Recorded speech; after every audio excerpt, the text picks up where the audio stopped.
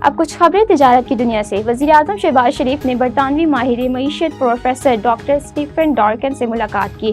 ملاقات کے دوران وزیر اعظم شہباز شریف نے کہا کہ کاروبار کو فروغ دینے کے لیے تمام پالیسیوں میں عمدہ توازن بے حد ضروری ہے۔ پاکستان کی معاشی ترقی کے لیے مالیاتی پالیسی، موصولات کی پالیسی اور پیداواری پالیسی کا یکساں ہونا ضروری ہے۔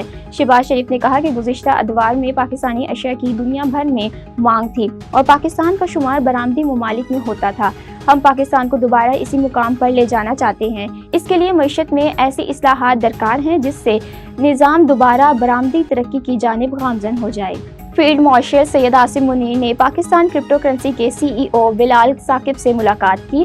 ملاقات میں ملک کے ڈیجیٹل معیشت کے مستقبل پر گفتگو کی گئی۔ ملاقات کا مقصد نوجوانوں کو بلاک چین، کرپٹو کرنسی اور موضوعی ذہانت کے ذریعے بااختیار بنانا تھا۔ اس موقع پر بلاول بن ثاقب نے کہا ہے کہ نوجوان عالمی ٹیکنالوجی کے منظرنامے میں ایسی جگہ چاہتے ہیں، اس لیے کونسل بنائی گئی۔ انہوں نے کہا کہ ہم ایک ایسی کونسل کے لیے کام کر رہے ہیں جو ڈیجیٹل فائنانس، سیکٹرل الائنسز اور اے آئی کو موقع سمجھتی ہے۔ ملاقات کے دوران سی ای او پاکستان کرپٹو کرنسی بلاول بن ثاقب نے کرپٹو کونسل کی حالیہ کامیابیوں پر بھی روشنی ڈالی۔ ملاقات میں نوجوانوں کو بلاک چین، کرپٹو اور موضوعی ذہانت کے ذریعے بااختیار بنانے کے عزم کا اظہار کیا گیا۔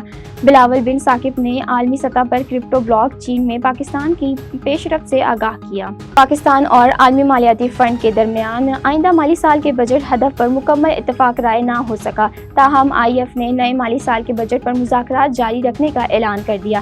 آئی ایم ایف وفد کا دورہ پاکستان مکمل ہونے پر اعلامیہ جاری کر دیا گیا۔ آئی ایم ایف کی جانب سے جاری اعلامیہ کے مطابق پاکستان حکام کے ساتھ آئندہ مالی سال کے بجٹ پر اتفاق رائے کے لیے آنے والے دنوں میں مذاکرات جاری رہیں گے۔ اعلامیہ میں کہا گیا ہے کہ آئی ایم ایف وفد کا دورہ پاکستان 19 مئی کو شروع ہوا۔